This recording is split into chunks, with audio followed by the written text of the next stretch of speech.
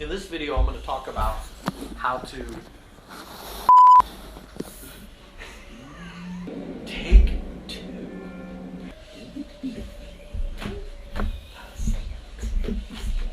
In this video, I'm going to break down Phil and kind of do a behind the scenes, a how to, if you will, of how I put him together. But first I want to talk about his motions. A lot of people have commented that his motions aren't like other 3-axis skulls.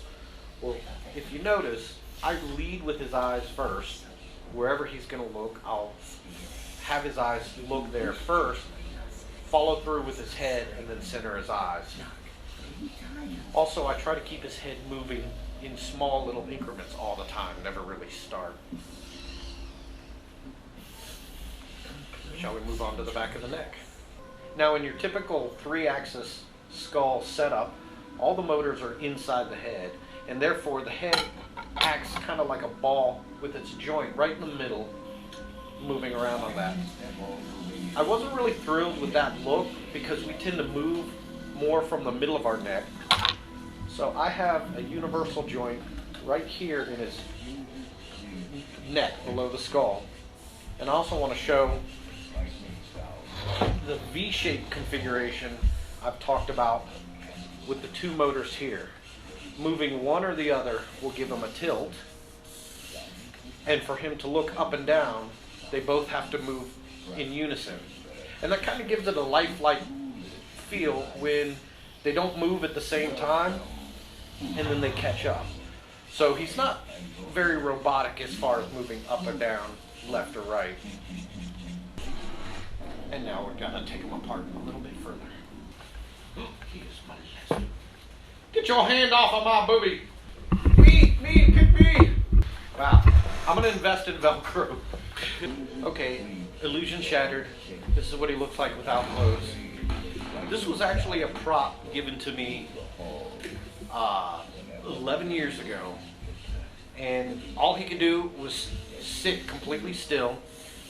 He had plastic tubes for arms and legs. His head was fixed, mounted, he couldn't turn, and there was a jaw that moved, but he used a rotary motor and a piece of string, so he would just yank on the string. It was attached to a audio amplifier in the back of his head, which is why his head is shaped so oddly.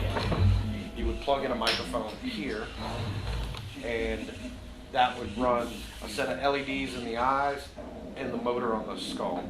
That was it. So what I've done here is I added a speaker from a car for the bass, and then left and right channels from a Radio Shack 2.1 little computer speaker system. I've taken his factory arms off and added some skeleton pieces that I've got from Target. It was just a bag of bones, which allowed me to also put his rib cage on.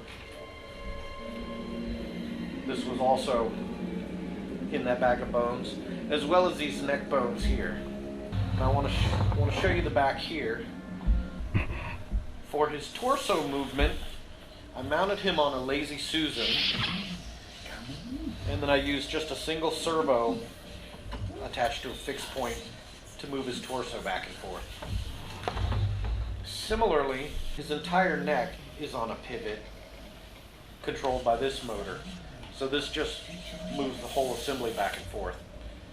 And then these are his motors that control his up and down head movement, as well as the tilt.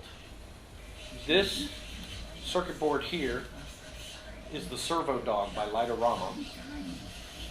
And this is running off of a mini director with an SD card in here. On the other side, I've got input triggers, and I can pick one of two shows with the little controller box that I made. Also controlling the lighting for both his eyes and his uplighting is a 16-channel DC controller mounted on the underneath. And that's right here. So the further movements need to be examined inside of his head. Let's take that apart. Okay, I've opened his skull, and I want to show you how his mouth moves. This is a little bit of leftover from the original prop when he just had a rotary motor that pulled on a piece of string from this lever right here. I've replaced the motor with a servo motor and use a control linkage. When hinges creak in doorless chambers and stray candlelights flicker, where the air is deadly still, that is the time when ghosts are present. This is inside the front of his face. Practicing their terror with I built this armature out of brass, basically just soldered it together. Foolish mortal. I've got a servo motor mounted to the top of his skull, Your ghost. and what that allows to do is move the armature up and down, which allows him to look up and down. Then I have a servo motor mounted here, which, as you can see, when it turns, it allows the eyes to turn left and right. This is the assembly that is inside of his skull. I have a little brass hinge here, and this piece screws into the front of his face. There is a servo on the top of his head that raises and lowers this to allow him to look up and down. This servo motor on top moves these linkages that allows him to look left and right.